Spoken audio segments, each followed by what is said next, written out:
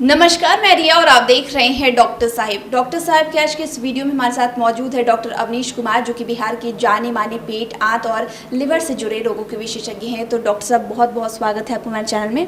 धन्यवाद, thank you. Doctor साहब, अगर देखिए कि लोग बहुत बार ये कंप्लेन करते हैं कि लीवर में सूजन हो गया है, इसके पीछे कारण क्या हो सकता है? देखिए, लिवर में सूजन होने के कई कारण होते हैं, जिसमें दो तरह से हम लोग उसको डिवाइड कर सकते हैं, इन्फेक्टिव और नॉन इन्फेक्टिव। इन्फेक्शन एक कारण होता है और दूसरा कोई दूसरी कारण से जो विदाउट इन्फेक्शन अगर लिवर में सूजन होता है तो उसको भी हम लोग एक हेपेटाइटिस की कैटेगरी में, लिवर में सूजन को हम लोग हेपेटाइटिस भी बोलते हैं। तो हेपेटाइटिस बेसिकली होता है हेपेटोसाइट्स, यानी जो लिवर की सेल्स होती हैं उन पे इन्फ्लामेशन होता है, उसमें सूजन आने को बोलते हैं। इन्फेक्टिव कॉजेज़ में जो मोस्ट कॉमन कॉज होता है वो होता है आपका हेपेटाइटिस वायरस हैं कई तरह के, जिनमें हेपेटाइटिस ए है, बी है, सी है, डी है और ई है। 4-5 तरह के वायरस होते हैं। इसके अलावा भी कई तरह के वायरस और बैक्टीरियल इन्फेक्शन होते हैं जिनमें कॉमनली हेपेटाइटिस कराने की क्षमता होती है, लेकिन जो सबसे कॉमन है यही 5 हैं। अब नॉन इन्फेक्टिव कॉजेज़ की बात करें तो वो हमारा अल्कोहल इंटेक होता है, उनको अल्कोहलिक हेपेटाइटिस बोलते हैं। ऑटो इम्यून हेपेटाइटिस एक कंडीशन होती है, उसकी वजह से हो सकता है। एक विल्सन्स डिजीज़ होती है जिसमें कॉपर एक्स्ट्रा शरीर में डिपॉजिट होने लगता है, तो उसकी वजह से लिवर में सूजन आने लगता है। और भी कई कारण होते हैं, जैसे कि नॉन अल्कोहलिक स्टीटोहेपेटाइटिस, जो पेशेंट्स अल्कोहल नहीं लेते हैं और दूसरा कोई कारण नहीं हो उसके बावजूद उनके लिवर में सूजन है, तो वैसे मरीजों को, खासकर वे मरीज होते हैं जिनमें ओबेसिटी ज़्यादा होती है, जिनका वजन ज़्यादा होता है, फैट की मात्रा शरीर में ज़्यादा होती है, वैसे मरीजों में नैश की समस्या, नॉन अल्कोहलिक स्टीटोहेपेटाइटिस की समस्या होती है। तो हेपेटाइटिस अगर हम बात करें तो एक बहुत ही ब्रॉड टर्म है, उसमें कई तरह की बीमारियां आती हैं। अब उससे दिक्कतें क्या आती हैं? हेपेटाइटिस होने में सबसे पहला जो प्रॉब्लम आती है वो होता है जॉन्डिस की समस्या। आँखों का पीलापन, पेशाब पीला हो जाना, उल्टी की टेंडेंसी होना, भूख नहीं लगना, बुखार आना, ये सारी समस्याएं हो सकती हैं।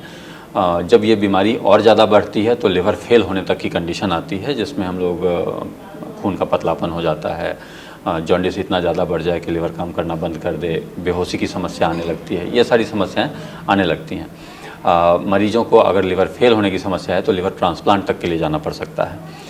और जो इसमें हम लोग बात करें कि इसका निदान क्या है या इसको पता कैसे करें कि लिवर में सूजन हो रही है कि नहीं, तो इसके 2-3 तरह के समस्याएं होती हैं, दो तीन तरह के जांच होते हैं जिससे हम पता कर सकते हैं कि लिवर में सूजन आ रही है कि नहीं। सबसे पहला ब्लड टेस्ट है, जिसमें आपको LFT करा के देख लेना है, लिवर फंक्शन टेस्ट हम लोग जिसको बोलते हैं। उसमें आपका जॉन्डिस है कि नहीं ये क्लियर हो जाता है। उसी में एक जांच होता है जिसे खून का पतलापन हो सकता है कि नहीं, ये पता कर लेते हैं। अल्ट्रासाउंड करा के हम लोग देख लेते हैं कि लिवर में सूजन है कि नहीं, जो बहुत कॉमन और सबसे इंपॉर्टेंट टेस्ट अल्ट्रासाउंड ही है, जिसे हम लोग लिवर का सूजन बता सकते हैं।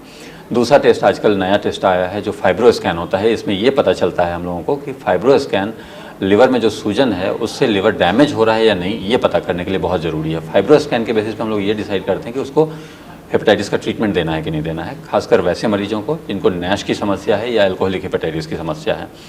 तो अगर वायरल हेपेटाइटिस की बात करें तो हेपेटाइटिस ए और ई जो होते हैं ये बच्चों में ज़्यादा कॉमन है, और महिलाओं में, जो प्रेग्नेंट महिलाएं हैं उनमें हेपेटाइटिस ई ज़्यादा कॉमन है। तो इन दोनों का विशेष ध्यान रखना होता है। हेपेटाइटिस बी और सी जो होता है ये बहुत ही क्रोनिक इन्फेक्शन होता है। क्रोनिक का मतलब ये लाइफ लॉन्ग चलने वाली इन्फेक्शंस होती हैं। हेपेटाइटिस सी जो है ट्रीटेबल है, आजकल 3 महीने से 6 महीने का कोर्स होता है और उसके बाद इन्फेक्शन ख़त्म हो जाता है। फिर आपको बीच बीच में अपना जांच करा के देखते रहना होता है कि हेपेटाइटिस सी वापस तो नहीं आ रहा है। दूसरा, हेपेटाइटिस बी की समस्या जो होती है वो उसमें लाइफ लॉन्ग ट्रीटमेंट चलते रहता है, उसमें ट्रीटमेंट बंद नहीं करना होता है, कंटिन्यू। कुछ केसेस होते हैं जिनमें हम लोग ट्रीटमेंट बंद कर सकते हैं, लेकिन ऑलमोस्ट 90 to 95% केसेस में लाइफ लॉन्ग ट्रीटमेंट चलाना होता है। अब हम लोग बात करें अल्कोहलिक हेपेटाइटिस की, तो अल्कोहलिक हेपेटाइटिस एक ऐसी समस्या है जो अल्कोहल लेने से होती है। तो सबसे इंपॉर्टेंट जो चीज़ है इसमें यही देखना है कि अल्कोहल आप बंद करें, अल्कोहल का कंजम्पशन बंद करें, आपका अल्कोहल खुद ब खुद रीस्टोर हो जाए, क्योंकि लिवर जो है एक रीजनरेटिव ऑर्गन होता है। ये अगर कुछ डैमेज हुआ है तो उसको रिकवर करने की भी इसमें कैपेसिटी होती है। तो अगर आप अल्कोहल का कंजम्पशन बंद कर देंगे, टॉक्सिन अल्कोहल के फॉर्म में जाना बंद हो जाएगा बॉडी में, तो अल्कोहलिक हेपेटाइटिस की समस्या भी रिकवर कर जाती है।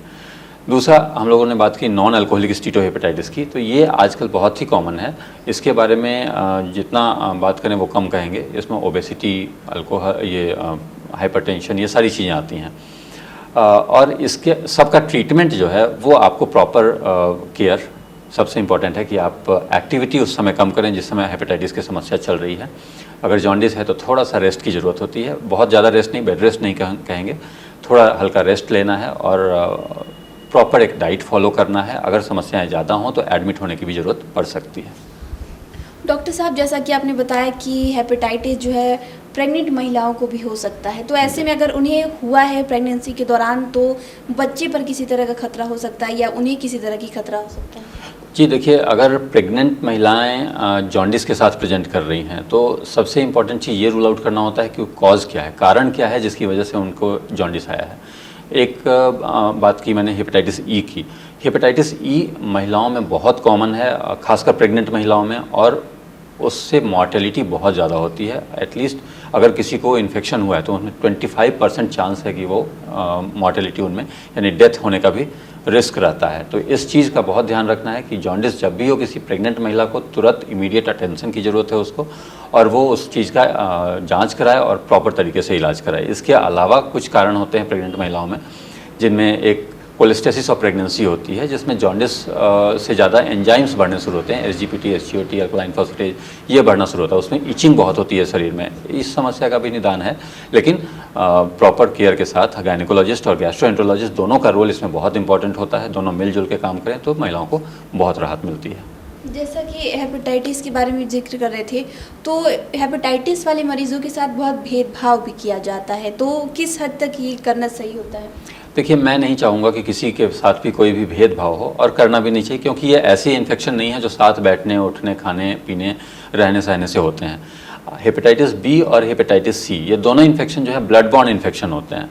जब तक आपका मरीज के ब्लड से डायरेक्ट कांटेक्ट नहीं होगा, कि ब्लड आपका भी कोई पार्ट है जहाँ कटा हुआ है, वहाँ से ब्लड का सोर्स है, मरीज़ का भी कहीं से ब्लड आया है और वो आपके ब्लड से मैच कर गया या फिर मिक्स हो गया, तभी आपको इन्फेक्शन होने का रिस्क है।